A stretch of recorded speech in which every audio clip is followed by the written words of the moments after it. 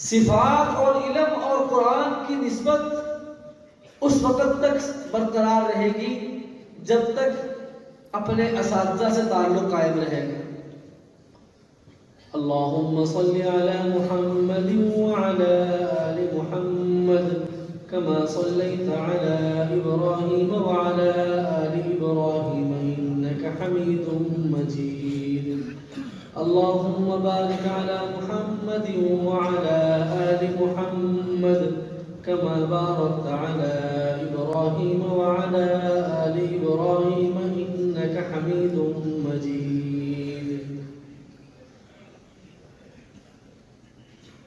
انتہائی قابل صد احترام واجب التکریم حفاظ کرام کی جماعت، السلام علیکم ورحمۃ اللہ وبرکاتہ.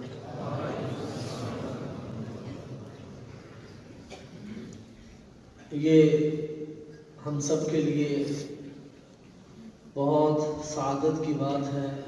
خوش نصیبی کی بات ہے کہ اللہ تعالیٰ نے اپنے فضل و کرم سے، مہربانی سے ہم سب کو حفاظ کے ساتھ ساتھ، حفاظ کے باپ کے ساتھ، ہمیں اہل قرآن کے ساتھ چند لمحات بیٹھنے کا اور ان کی زیارت کا موقع مل رہا ہے. یہ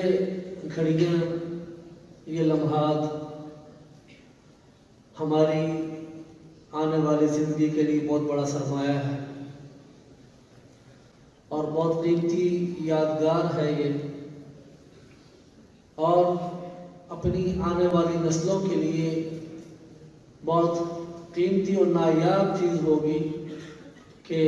ہم اپنے بڑوں کی خدمت میں اتنی دیر اس طرح ان کی صحبت میں، ان کی خدمت میں بیٹھا کرتے تھے. اللہ تعالیٰ نے اپنے فضل و کرم سے، مہربانی سے ہم سب کو قرآن پاک کے ساتھ جوڑا، دین کے ساتھ جوڑا اور اس سلسلے کے ساتھ جوڑا. اور یہاں پر یہ بھی عرض کر دوں کہ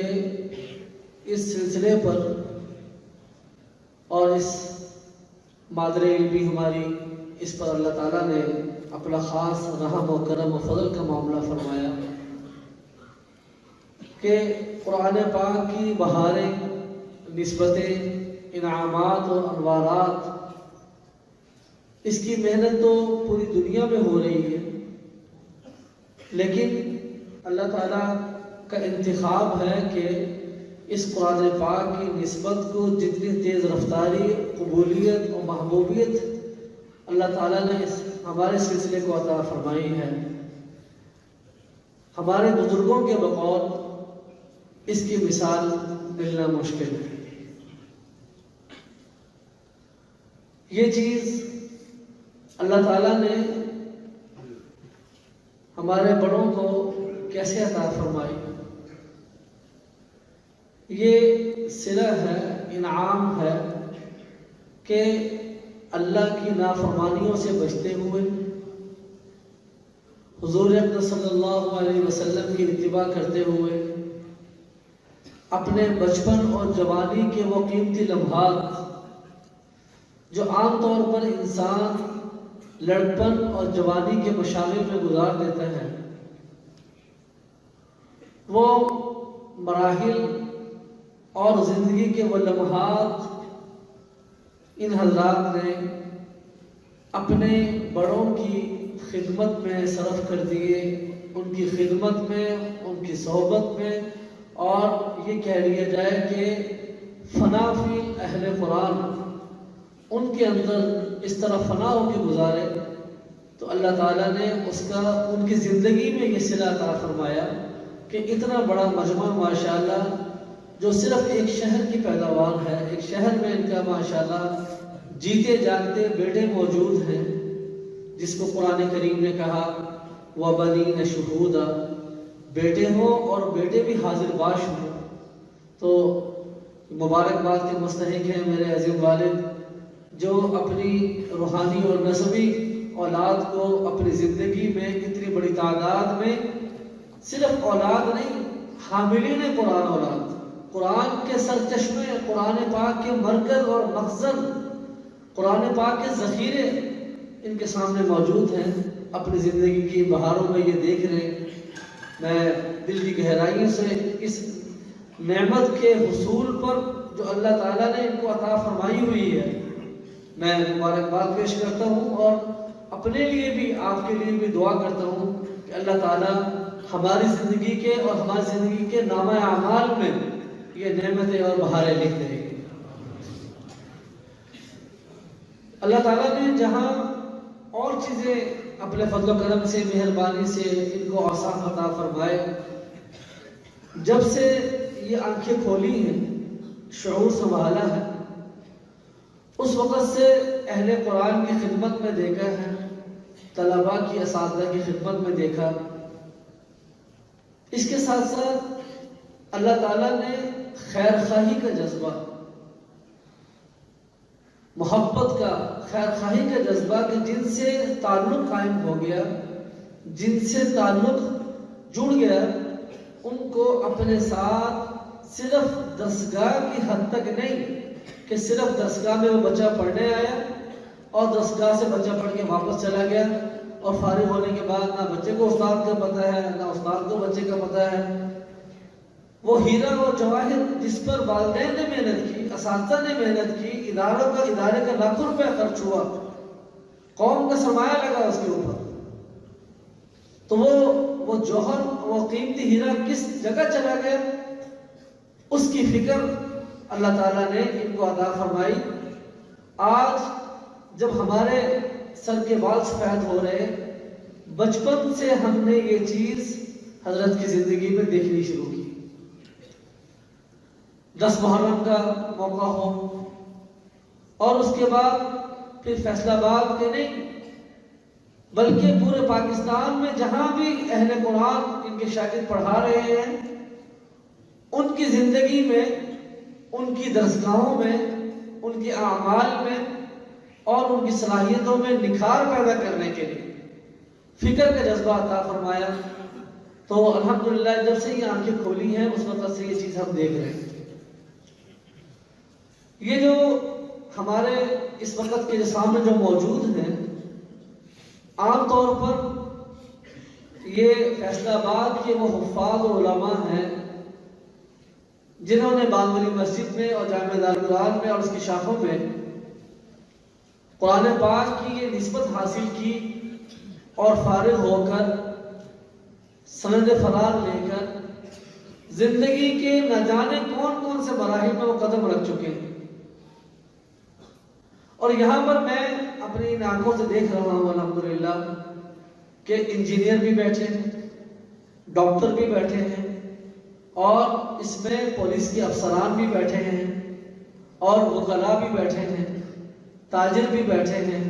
علماء بھی بیٹھے ہیں۔ یہ ایسا ایک خوبصورت گلدستہ سجایا گیا ہے، گلدستے کی بنیاد قرآن پاک ہے، پڑھا قرآن پاک ہے، اور قرآن پاک کے بعد ان کے راہیں جدا ہوئی، والدین کے مشورے سے، اساتذہ کے مشورے سے راہیں جدا ہوئی، اور زندگی کے مقدرات اس کو کس طرف لے گئے۔ لیکن آدمی جہاں بھی چلا جائے، جس جگہ بھی چلا جائے، اس کو اپنے کنٹرول روم سے باہر نہیں ہونا چاہیے۔ فضا میں جتنی بھی یہ موومنٹ ہو رہی ہے، ہیلی کاپٹر ہیں، جہاز ہیں، جیٹ فائٹر ہیں، جتنا مرضی اونچا چلے جائیں، جتنی مرضی بلندی بھی چلے جائیں، لیکن جو ہی وہ اپنے مرکز سے رابطہ کھو دیتے ہیں، اس جہاز کی زندگی، پائلٹ کی زندگی، کیپٹن کی زندگی اور سواریوں کی زندگی داؤ پہ لگ جاتی ہے۔ تو یہی ایک مثال ہے کہ انسان اپنے کمالات اور صلاحیت اور صفات کے ذریعے سے جتنا بھی اونچا چلا جائے اس وقت تک کامیاب اور کامل، اکمل اور مکمل نہیں ہو سکتا جب تک اپنے مرکز اور اپنے ریڈار سے رابطے میں نہ رہے۔ صفات اور علم اور قرآن کی نسبت اس وقت تک برقرار رہے گی جب تک اپنے اساتذہ سے تعلق قائم رہے گا، اور زندگی میں، اولاد میں، رزق میں، کاروبار میں اس وقت تک برکت نہیں آ سکتی جب تک کہ اپنے والدین کا غلام نہیں بن جاتا، خادم نہیں بن جاتا۔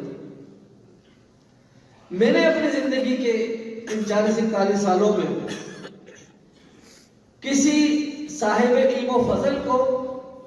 اپنے اساتذہ کی گستاخی کرنے کے بعد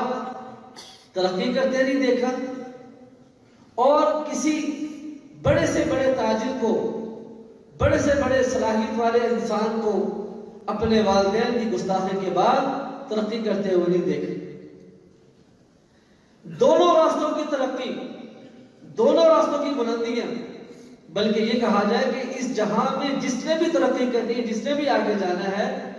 اس کو اپنے فضائی اور قرب و جوار کی بلندیوں سے ہٹ کر اپنے بڑوں کے قدموں میں آنا پڑتا ہے، وہ والدین ہو یا اساتذہ ہو۔ اس کو آپ ادب کہہ لیجئے، خدمت کہہ لیجئے، احترام کہہ لیجئے، اس کو زمانہ جو بھی نام دے۔ آج اس دور میں جب یہ کہا جاتا ہے کہ ہم کسی کے غلام نہیں ہیں، اللہ نے سوچ دی ہے، صلاحیت دی ہے، صفات دی ہے، کمالات دیے ہیں، انسان اپنا سوچے، اپنا ویژن ہو اس کا۔ میں یہ کہتا ہوں کہ اپنا ویژن رکھے آپ، اللہ نے صلاحیت، صفات، کمالات دیے ہیں، لیکن اللہ کے بھروسے پر اور اپنے بڑوں کے تجربوں کی بنیاد پر اور اپنے اس زندگی کے مشاہدے کی بنیاد پر دوبارہ وہ میں کہتا ہوں کہ خدا نہ خواستہ 100 دفعہ خدا نہ خواستہ جو اپنے مرکز سے ہٹتا ہے اور کرتا ہے،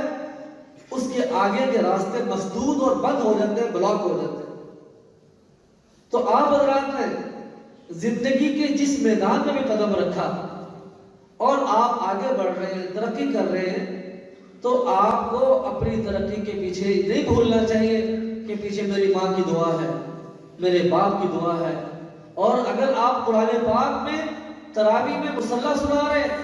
قرآن پاک آپ کو یاد ہے اور آپ اہل قرآن اور حافظ کہلاتے ہیں، تو اس کے پیچھے مدرسہ ہے، استاد ہے، اور مدرسے کے باپ اور قرآن پاک والوں کے باپ موجود ہیں، ان کی دعائیں۔ یہ جو مجمع یہاں پر آیا بیٹھا ہے اتنا بڑا، یہ اصل میں ان کا تعلق قرآن پاک کے ساتھ ہے۔ یہ اہل قرآن بیٹھے ہیں، اور یہ بات ہی بڑے وثوق سے میں کہتا ہوں کہ جس کے دل میں قرآن پاک کی اور استاد کی محبت نہیں ہے، وہ کبھی بھی شاید اس چار دیواری میں قدم نہ رکھے۔ میں آپ کو مبارکباد دیتا ہوں کہ اللہ نے آپ کا تعلق قرآن پاک کے ساتھ جوڑا ہے، اور آپ کے اندر یہ احساس اور یہ فکر ہے،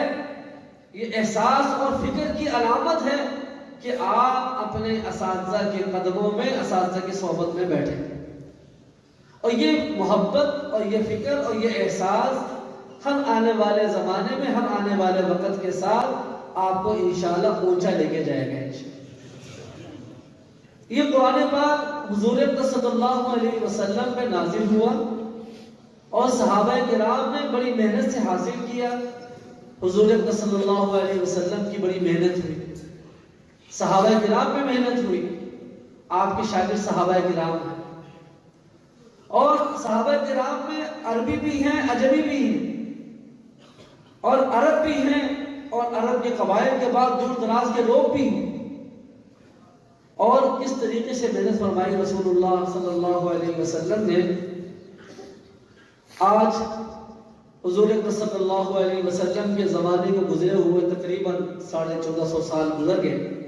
15ویں صدی ہے یہ۔ چند سال پہلے ابا جان کی خدمت میں حاضر تھا۔ ملائیشیا میں کچھ اساتذہ نے عرض کیا کہ یہ جو انڈونیشیا کے بچے ہیں یا ملائیشیا کے بچے ہیں، یہ قازقستان سے بچے وہاں پر ملیشیا میں آئے ہوئے تھے پڑھنے کے لیے، ان کے حروف ٹھیک کرواتے ہوئے بڑی مشکل ہوتی ہے۔ دال کو ڈال پڑھتے ہیں اور کاف کو چے پڑھتے ہیں۔ آپ بھی جن کو اللہ تعالیٰ نے حرمین شریفین کی سعادت سے بہرور فرمایا، وہ دیکھتے ہوں گے کہ جب بھی حجر اسود یا رکن یمانی کے پاس سے گزرتے ہیں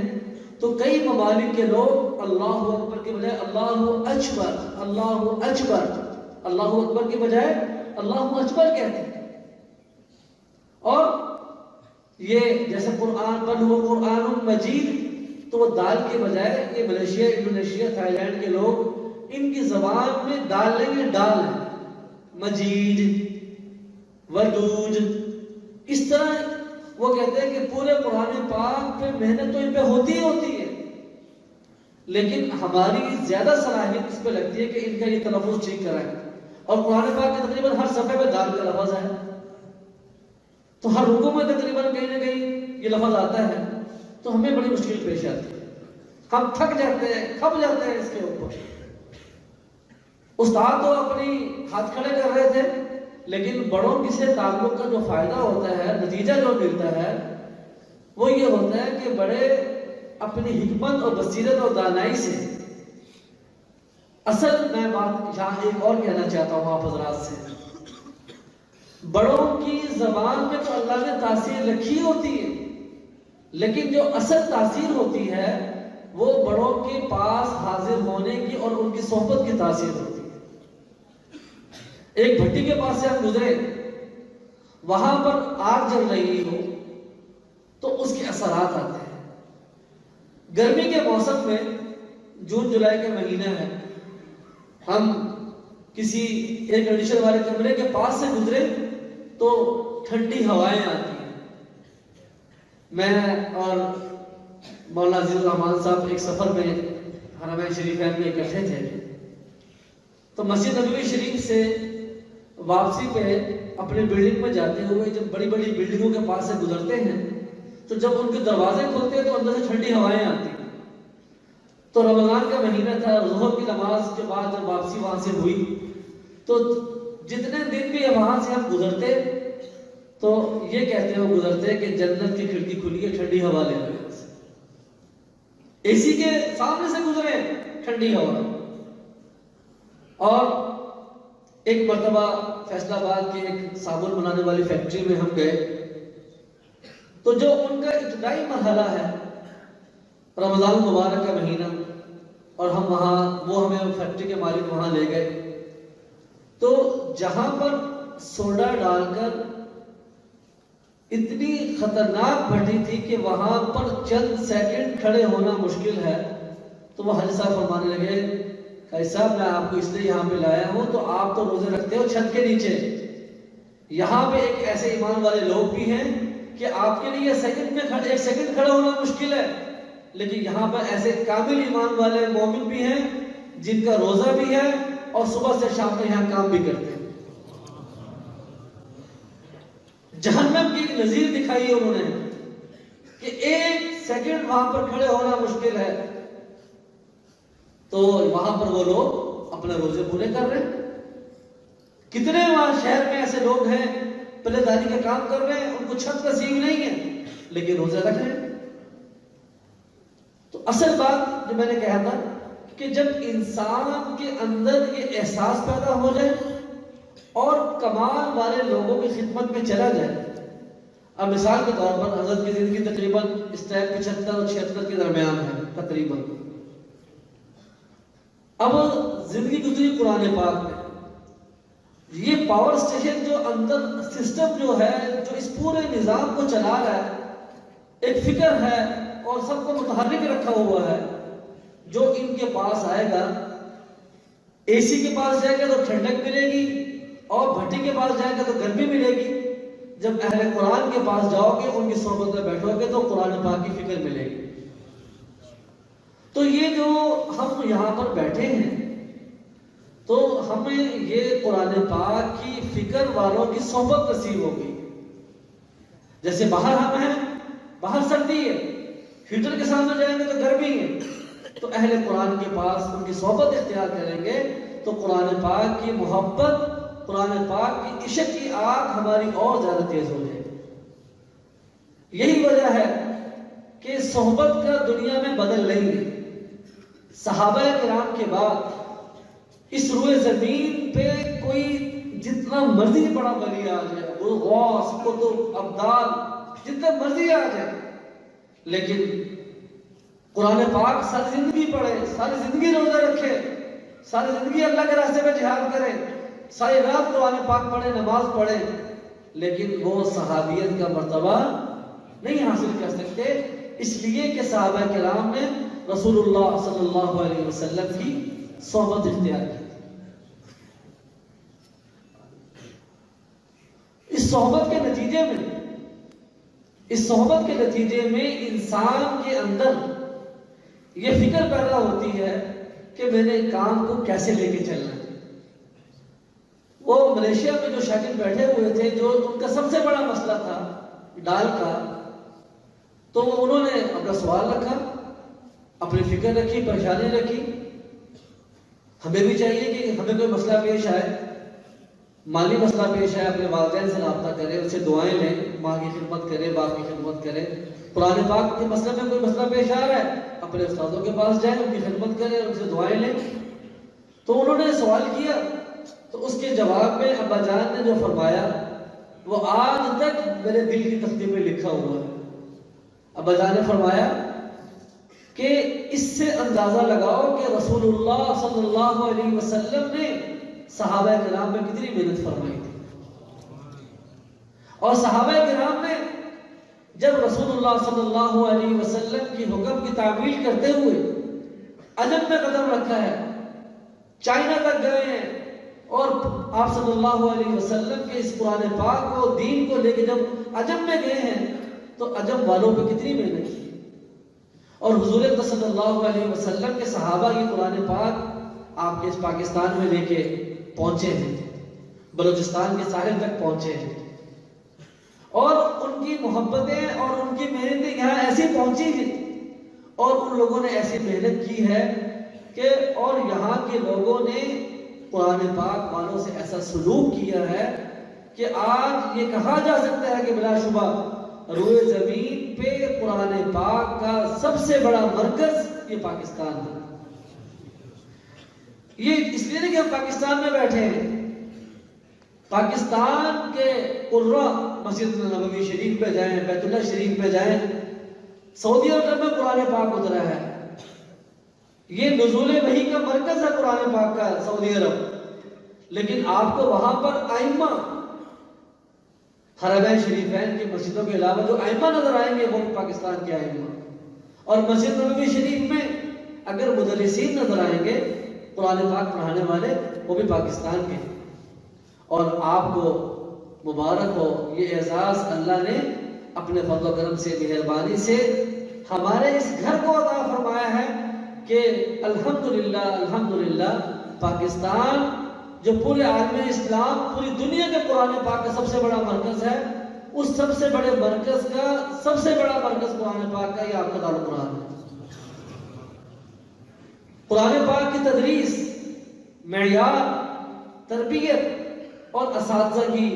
یہ چیزیں الحمدللہ بڑوں کی اس فکر کے نتیجے میں پورے عالم میں وجود میں آئی۔ تو یہ قرآن پاک کی جو فکر لے کے بزرگوں نے ہمیں یہاں جمع کیا ہے، تو یہ جمع ہونا مجھے بھی سمجھ میں آ گیا، آپ کو بھی سمجھ میں آ گیا کہ ہمارے والد صاحب کی کوئی سیاسی جماعت نہیں ہے، کوئی سیاسی ایجنڈا نہیں ہے، اور یہ بھی نہیں ہے کہ میں نے میڈیا کو بلایا، دیکھو ہمارے پاس فیصلہ آباد کے کتنے ورکر ہیں، میڈیا کا نام و نشان نہیں ہے، اور اپنے آپ کو یکسو کر کے،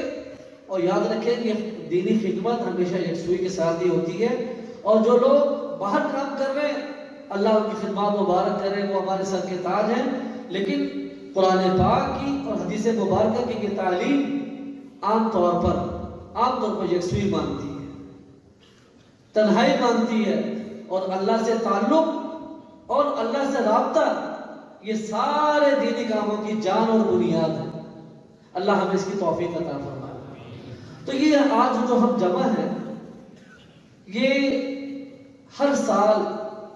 رمضان المبارک سے 3 ماہ پہلے ہمارے والد صاحب دامت برکاتہ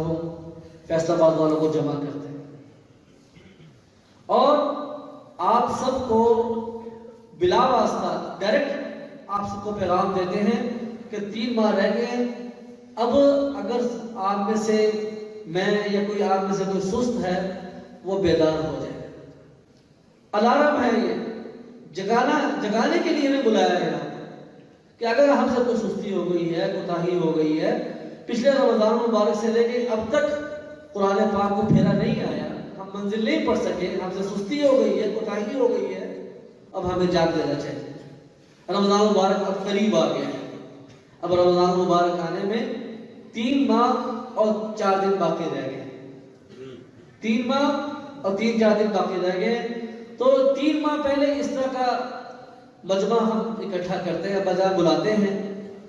اور بڑی محبت سے ایک والد اپنے بیٹوں کو بلاتا ہے، اور یہ بڑا اچھا بہانہ جمع ہونے کا۔ لوگ شادیوں میں جمع ہوتے ہیں، ہمارے ہاں اتنا بڑا مجمع شادیوں میں بلانا بھی مشکل ہے، کیسے شادیوں میں اتنا بڑا مجمع بلایا جا سکتا ہے؟ یہ ہمارے لیے آپ کا آنا شادیوں سے بڑھ کر ہے، شادیوں سے بڑھ کر الحمدللہ ہمارے لیے۔ جب ہم اپنے بھائیوں کو دیکھتے ہیں، اپنے بزرگوں کو دیکھتے ہیں، اور ایک بات یہاں پہ میں اور اپنے عزیز ساتھیوں سے اور اپنے بڑوں کی خدمت میں کہنا چاہتا ہوں،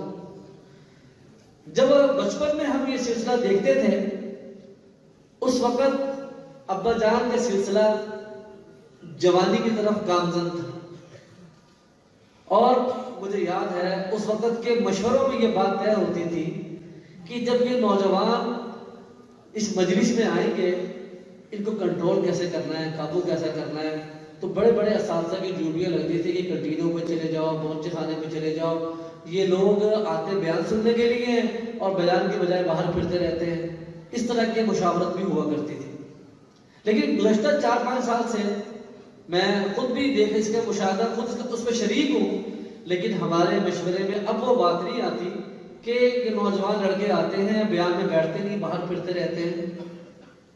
جہاں اس کے اور اسباب ہیں، وہاں اس کا سبب یہ ہے کہ اس مجمع میں اب زیادہ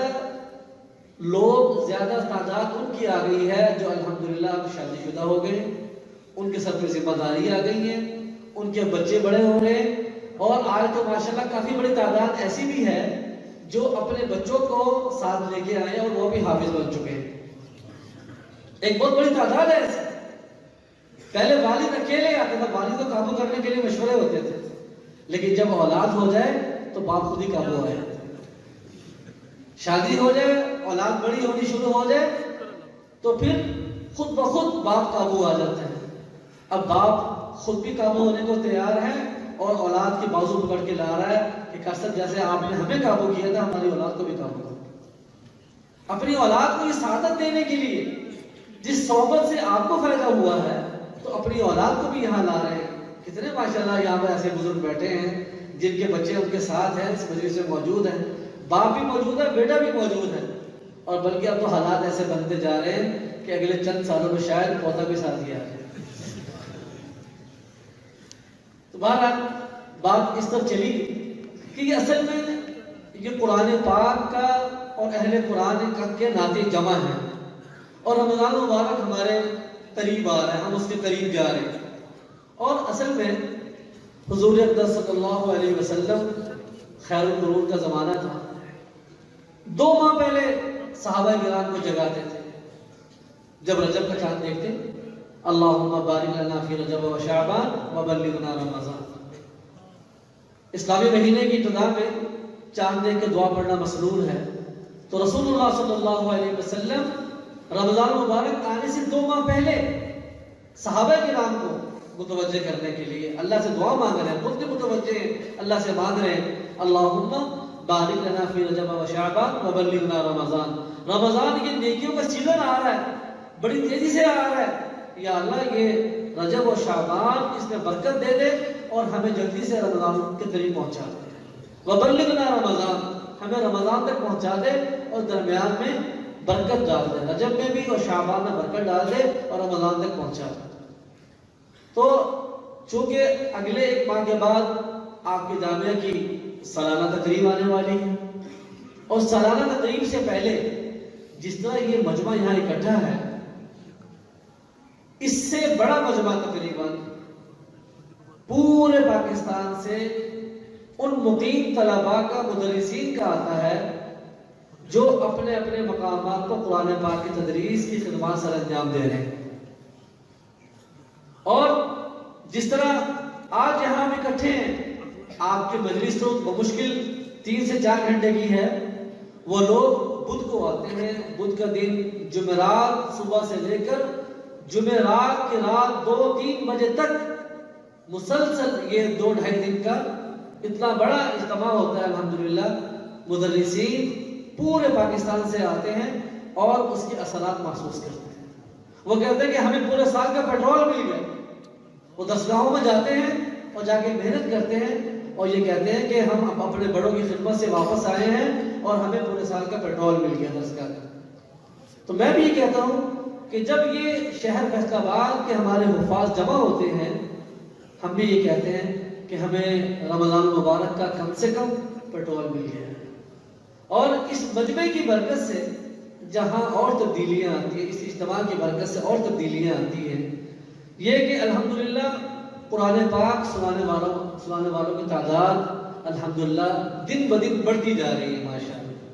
اور جو لوگ اپنے بچوں کے بارے میں شادیوں کے بعد فکر مند ہیں، تو وہ یہاں پر آ کر بڑوں کی خدمت میں آتے ہیں. ان کی صحبت کی برکت سے، زیارت اور دعاؤں کی برکت سے، نصیحتوں کی برکت سے بہت سے معاملات اللہ تعالیٰ ان کی دعاؤں سے حل فرما دیتے ہیں. تو یہ جو اتنا بڑا مجمع ماشاءاللہ ہمارے سامنے موجود ہے، یہ قرآن پاک کے نعت جمع ہے. اور اس کے ایک ماہ بعد 27 فروری کو ایک مجمع اور آنے والا ہے، وہ پورے پاکستان سے آنے والا ہے الحمدللہ. تو گویا کہ یہ ایک خیر خواہی کا جذبہ ہے جو آپ کو یہاں پر جمع کرواتا ہے اور آپ کو نصیحت، آپ کو دعا اور اس کے بعد آپ کی ضیافت. یہ میں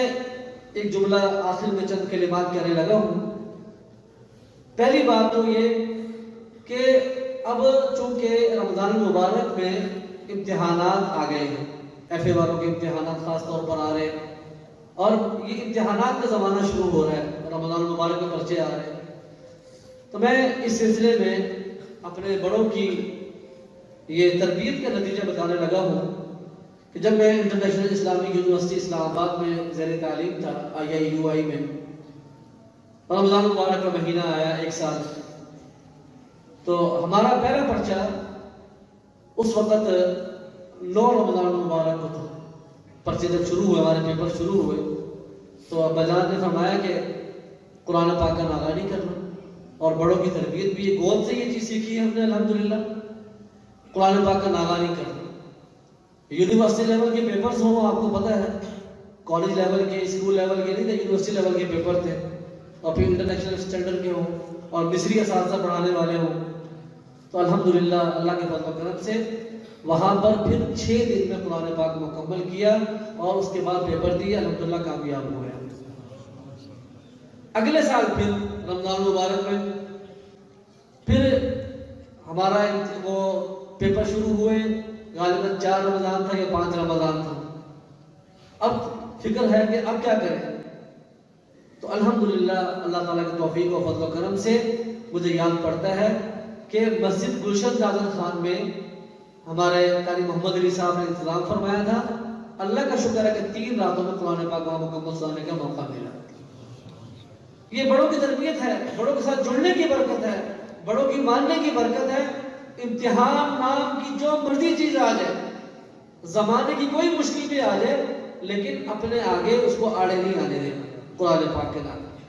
قرآن پاک سنانا ہے، امتحان آئے، کاروبار آئے، عید کی تیاری ہے، کچھ بھی ہے، تو یہ 3 ماہ بہت ہوتے ہیں یاد کرنے کے لیے. 3 ماہ ہیں آپ کے پاس، اس کی تیاری کریں، بڑوں کی صحبت سے، بڑوں کی زیارت سے، بڑوں کی دعاؤں سے انشاءاللہ بہت آگے آپ نکل جائیں گے انشاءاللہ العزیز۔ اور اس کے ساتھ ساتھ یہ بھی کہ آپ حضرات کی محبت جو بڑوں کے دل میں ہے،